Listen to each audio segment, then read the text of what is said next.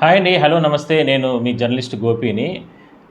నేను ఆల్రెడీ కొన్ని వీడియోస్‌లో చెప్పడం జరిగింది. ప్రతి వీడియోలో కూడా చెప్తున్నాను. ఎవరు ఆందోళన అధైర్యపడబాకండి. అదేవిధంగానే పెన్షన్ల విషయంలో ప్రభుత్వం ఖర్చు సాధింపు చేస్తుంది. ఇట్లా రకరకాలుగా కొంతమంది అంటే అపోహలు సృష్టిస్తున్నారు. ఇవన్నీ కూడా చేస్తున్న నేపథ్యంలో చాలామందికి చెప్పడం జరిగింది. పింఛన్లు ఎవరికి కూడా తీరు. పింఛన్‌లో ఒక పారదర్శక, ఒక పద్ధతి తీసుకురావడానికే ప్రభుత్వం ఈ రకంగా చేస్తుంది అని అంటూ కూడా నేను ఎన్నో సందర్భాల్లో చెప్పడం జరిగింది. నిజంగానే పింఛన్ తీసేయాలా అనుకుంటే, నిజంగానే ఆ డబ్బుతో మనం ఆదాయం అంటే ప్రభుత్వానికి ఆదాయం వస్తుంది అని అనుకుంటే, ఈ 4 నెలలకు, 5 నెలలకు ముందే పింఛన్ హోల్డ్ చేసేసుంటారు. బట్ అక్కడెక్కడ ఆ విధంగా ఎక్కడ జరగలేదు గదా! కాబట్టి ఎవరి మాటలు వినబాకండి. ప్రభుత్వం కొన్ని తప్పులు జరిగాయి కాబట్టి గతంలో వాటిని సరిదిద్దే ప్రయత్నం చేస్తుంది. కాబట్టి అట్లా తప్పులు చేసినటువంటి వాళ్ళు గూడా ఇప్పుడు పింఛన్లు తీసుకుంటున్నారు. వాళ్ళని గూడా ఎక్కడ గూడా ప్రశ్నించట్లా. సో, ఏరా అంటే వీళ్ళంతా గూడా ఏరా అంటే కొంతమంది గందరగోళం సృష్టించడానికే ఈ ప్రయత్నాలు జేస్తున్నారు. అనేది ప్రధానంగా ఇప్పుడు ప్రభుత్వ పెద్దలు కూడా చెప్తున్నారు. సో, అలా ఎవరు కూడా దివ్యాంగులకు సంబంధించి ప్రధానంగా మీరెవరు కూడా అట్లా బాధపడబాకండి. మీకు అందరికీ మంచే జరుగుతుంది. సో, నేను ఇంతకుముందు కొన్ని సందర్భాల్లో చెప్పడం జరిగింది. అంటే మీకు అన్యాయం జరిగింది. మాకు మా ప్రాంతంలో ఇబ్బందులు పడుతున్నారు సార్ అని చెప్పి మీరు నాకు కొంతమంది కామెంట్స్ పెట్టారు వీడియోస్‌లో. వాళ్ళకి నేనేం చెప్పానంటే, సార్ మీ పేరు పెట్టండి, మీ ఊరు పెట్టండి, మీ ప్రాంతం పెట్టండి, మీ సచివాలయం ఎక్కడికొస్తుందో పెట్టండి. దాని తర్వాత మీ ఫోన్ నెంబర్ కూడా దాంట్లో మెన్షన్ చేస్తే నేను ఆ విషయానికి సంబంధించి కూడా మనం వీడియోలో ప్రొజెక్ట్ చేద్దాం, పోస్ట్ చేద్దాం. ఖచ్చితంగా మీ ప్రాంతంలో ఖచ్చితంగా మనం అవసరం వస్తే మనం మీతో మాట్లాడించే ప్రయత్నం చేద్దాం. అదేవిధంగా మీకు అక్కడ దగ్గరలో ఉన్నటువంటి యూనియన్ నాయకులతో కూడా నేను మాట్లాడించే ప్రయత్నం చేస్తాను. మరోవైపు అధికారులతో కూడా మనం ఈ విషయాన్ని తీసుకెళ్లే ప్రయత్నం చేయొచ్చు. ప్లస్ మనము ఆ కామెంట్ రూపంలో కూడా నేను చెప్పడానికి కూడా ఉంటుంది. సమస్య ఏందో కూడా క్లుప్తంగా మనం చెప్పడానికి ఉంటుంది.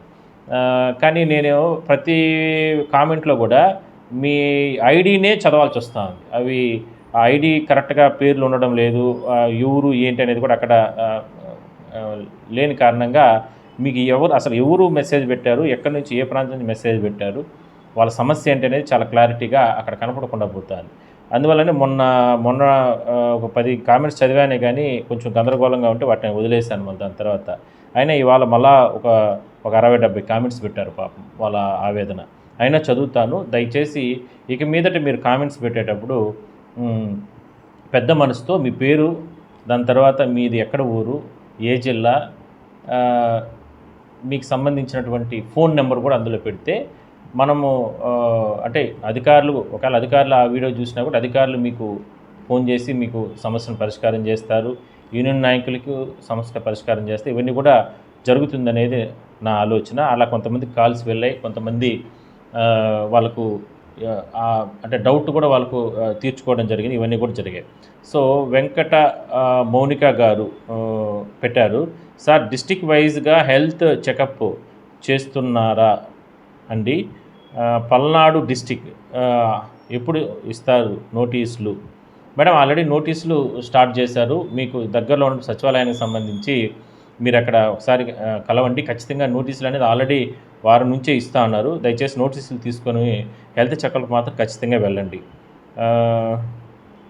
పాషా గారంట, సార్ నమస్తే, మాది వైజాగ్, మాకు కూడా ఇంకా నోటీసులు ఇవ్వలేదు సార్ అన్నారు. సో, మీకు కూడా నోటీసులు ఇస్తారండి ఖచ్చితంగా. మీరు సచివాలయాల స్టాఫ్తో మీరు టచ్లో ఉండండి. లేదంటే ఒకసారి నేరుగా అక్కడికే వెళ్ళండి.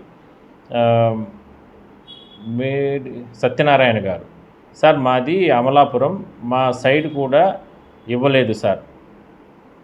ఓకే. బాబా ఫక్రుద్దీన్ గారు, సార్ మాది అన్నమయ్య డిస్ట్రిక్ట్, కురబలకోట మండల్, ఇంకా ఇక్కడ నోటీసులు రాలేదు అంటున్నారు.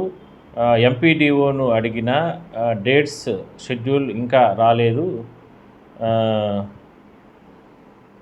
అంటున్నారు. ఏం చేయాలో నాకు అర్థం కాలేదు sir, please solve our problem.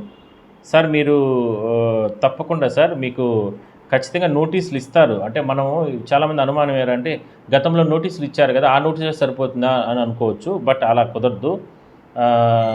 మళ్ళీ కొత్తగా నోటీసులు ఇస్తారు. ఆ నోటీసులు తీసుకొని వెళ్తేనే హెల్త్ చెకప్లు అనేది చేస్తారు. ఖచ్చితంగా 100% నోటీసులు ఇవ్వాల్సిందే. అది గవర్నమెంట్ రూల్ కూడా ఇస్తారు. సార్ వివి నాయక్ గారు. సార్ నమస్తే, మాది పిఠాపురం సార్. సచివాలయం వెల్ఫేర్ని అడిగైతే నోటీస్ రాలేదు అంటున్నారు, నేనేం చేయాలి సార్? నోటీసులు ఇస్తారండి, ఖచ్చితంగా నోటీసులు ఇవ్వాల్సిందే వాళ్ళు. ఆ, మీరు సచివాలయంలో వాళ్ళు స్పందించకపోతే ఒకసారి ఎంపీడీఓ ఆఫీస్లో అయినా సరే మీరు, అంటే మీరే వెళ్ళకపోయినా కూడా పాపం మీకు తెలిసిన వాళ్ళు ఎవరు ఉన్నా కూడా అట్లా ఒకసారి పంపించి ఎంక్వైరీ చేయండి. నాగార్జున గారు, సార్ మాది అన్నమయ్య జిల్లా టి సుండుపల్లి మండలం పులిమేర్లపల్లి గ్రామం సార్. మా తమ్ముడికి ఇంకా ఇవ్వలేదు సార్ రీవెరిఫికేషన్ నోటీస్. అందరూ నోటీసులకు సంబంధించి ఖచ్చితంగా ఇస్తారు సార్.